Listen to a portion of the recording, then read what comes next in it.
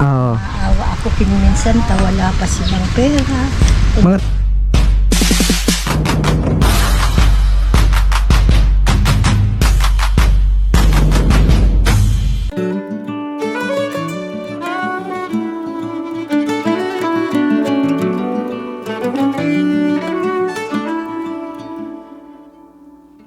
Sure enough, your smile will light up a room.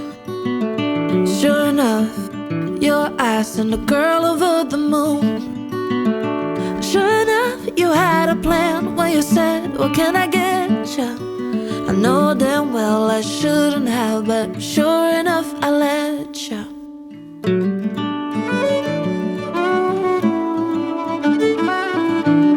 Sure enough, your touch swept me off my feet. Sure enough, your kiss made my heart skip a beat. And sure enough, I could see you brought trouble when I met you. I know damn well I shouldn't have, but sure enough, I let you. So nag-snap muna tayo dito kasi medyo malayo pa ang biyahe natin pabalik. So meron ditong pansit na may sabaw. Ayan. Nagpasir. Magkatong ito ma'am? 15 lang po. 15 pesos tapos lagyan natin ng suka. May suka dyan ma'am. Busan na yung suka ko, diba? Suka. Tapos meron ditong chili oil. So doon tayo pepesto kasi doon mapresko yung spot. So ito yung pansit ko. Pansit na may sabaw. So mula yung biyahe natin simula ng Naga papunta dito sa Tulay na Pag-ibig. Itong tulay na pala ito ay pinangalanan ng Tulay na Pag-ibig kasi nga yung mga kabayan natin na nagliligawan, nagmamahalan, dito yung tagpuan. So kung makikita nyo, napakaganda ng spot kasi yung mesa niya ay gawa lang sa kahoy. Ayan, no? So para bang bumalik tayo sa sinaunang panahon na nasa ilalim tayo ng kahoy. Tapos dito yung tambayan ng mga magulang natin. Tapos nung tayong bata pa na nagtatakbo sa mga malawak na lupain. Ayan, no? So kung i-imagine niyo yung noong panahon na naglalaro tayo kasama ng ating mga magulang, ito yung dating spot natin. Kasi ito yung uso noong panahon. Mesang gawa sa kahoy, upuan na gawa sa kahoy, tapos mayroong malawak na lupain na kung saan dyan tayo naghahabulan. Diyan tayo nagtatakbuhan. So kung makikita nyo yung spot dito, yan, malawak na lupain. Kumbaga nagbiberdean ng mga kulay kasi nga dahil nga sa mga palay na bagong mga ano lang yan ma'am, oh. Bagong tawag doon? Bagong sabwag. Ayan, siya ang owner ng pansitan dito sa may bandang kaliwa ko. So ngayon, napres ko dito sa lugar na to. Anong bundok yun ma'am? Yan. Iriga. Mount Asog. Mount Asog kung hindi ko nagkakamali. So ito yung kalsada palabas sa Barangay Santa Yulilia. Tapos yun naman ipapunta sa Barangay Parsong. So ngayon, kain tayo ng pansit. Kasi medyo malayo pa ang biyahe natin. Anong pangalan mo ma'am? Pangalan mo ma'am? Ano po? Purification. So kinukwento ko sa vlog ko kasi noong panahon uso yung ganitong mga lugar na kung saan ang pahingahan ng mga magulang natin. Tapos yung bata pa ako, ito yun, mga kahoy na mesa, kahoy na upuan. Tapos sabi ko nga, yung galawakan na lupain na kung saan dyan ako dati tumatakbo. Ilog. May ilog sa gilid, tabing ilog. Dito sa mga ganitong lugar talaga napaka-presyo kasi ito yung magandang tambayan nila kapag gusto nila magpahinga. Ano ma'am? Salamat na lang. Oo. So ayan. Ano yun ma'am? Pagtapos ng construction dito, wala na dito, pansitan mo. Aalis din. Kumbaga yung purpose kaya kayo nagtinda dito kasi mayroon mga construction workers dito. Tinatabang kami sa kanila. Wala pa silang pera. Ayan. Kami na pinagkakainan nila. Okay. So purposely, yung ginawa nilang kainan dito para sa mga nagtatrabaho dito sa flood control na to. So pagtapos ng trabaho ito, alis din sila dito. At least yung mga trabador hindi na lalabas pa ng barangay na to kasi medyo malayo, may distansya talaga. Pupunta na lang kami dito manananim. Ay, manananim na lang. Pero lupain nyo to ma'am. Kulang pa ito na yun. So ayan, kain na tayo kasi may ginagawa si ma'am. Nakaka-store na tayo. Gusto mo itlog, sir? Di ma'am, okay lang. Okay na ma'am. Ano pa? So, lagyan natin ng suka. Masarap. Sabi nga maliwalat na lang dyan. Tapos, syempre, ito hindi mawawala dyan. Chili oil. 360. Ayun, no? Mm. 120 sa kato. Lagyan natin chili. Ito masarap dyan eh. Ito nakakapanghang.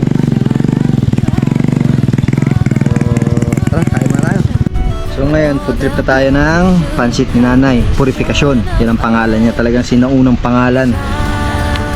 Yung mama kong pangalan niya, Janeta. Si ma'am naman ay Purifikasyon. So sa ngayon, nandyan sa may gitna ng taniman niya kasi nagtatanim siya dito ng talong. So ngayon, kumukuha siya.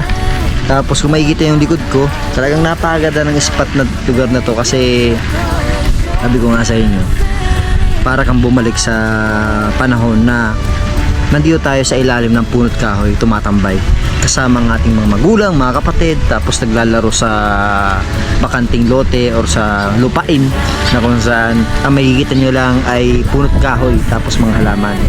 So ito yung pansit, napakadami sa halagang 15 pesos lang.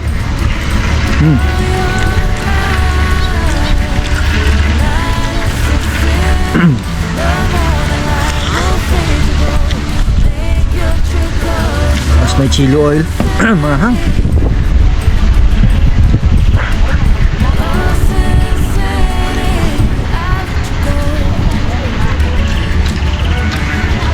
Sulit ang lasa. Oo. After dito, punta tayo ng simbahan na buwa. Kung kayanin pa ng katawan natin kasi medyo mait ang panahon. Dito kayo sa lugar na to, napaka-presyo kasi nga malawak na lupain, palay na makikita mo, mga puot kahoy. Pero paglabas mo dito, sigurado polusyon na ang makakasalubong natin kasi nagdadami ang mga sasakyan. So, yun ang maharapin na naman natin. Usok, tapos ingay ng mga sasakyan, tapos siksika ng mga tao. Ayan, si ma'am ngayon ay pasangan naman, pauwi ka na. Ibigay ko sa'yo. Uy! Is maraming salamat ma'am, binigyan pa tayo ng talong. Bago pa lang ito, sir. Kung makikita nyo, fresh na fresh oh. Ayan oh. Bagong bago po. So, kinunan pa tayo ni nanay para ibigay sa atin. Pauwi. Pauwi, opo. Lagyan. Ito ma'am, magkano ba ito ma'am? Ayan na lang. Ah, maraming salamat ma'am. Ayan oh, talagang kinuha niya po oh. Sabi ko makikita nyo, talagang fresh na fresh pa kasi nga galing lang dyan oh. Bago pa lang. Bago pa lang ano. Ano pa lang. So masarap tong Kahit ano na. ihalo sa gata. Tapos anong tawag pa dito? Pritos na talong.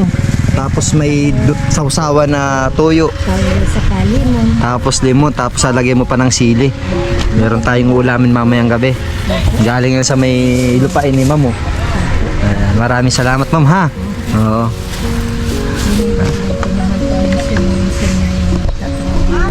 Oo. Awa ako kinuminsan, wala pa silang pera. Mga taga saan sila ma'am? Taga-Palabanga din. Tapos uwian lang sila. Opo, uwian ngayon. Sabado. Sunsi.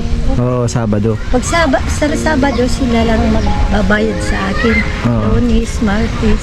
Pag Lunes, magkahapdi lang sila kahit kasi alas 12 na silang pupunta dito.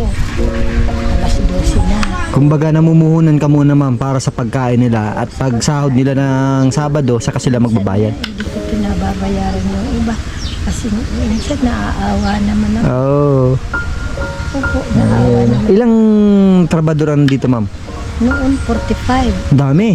Opo, ngayon ano na lang. 20 na lang. 20 kasi malapit na din matapos. Siyempre ang pag itong trabaho, pag malapit na matapos, bawas na ng tao. Opo, nabawasan na. Bawas na ano. Kaya ganyan sila. Yun kasi yung mga trabador dito. Dati silang 45, ngayon nasa 20 mahigit na lang. Unti na, unti-unti na. Oo. Tilang isang araw. 350 isang araw lang. Oh, isang araw tapos Pamilya naman. ayan. Ako kung sinasabi, wala pa ako. Nagugutom. Sige, ganyan kabait si nanay. Sige, kausapin mo natin si nanay.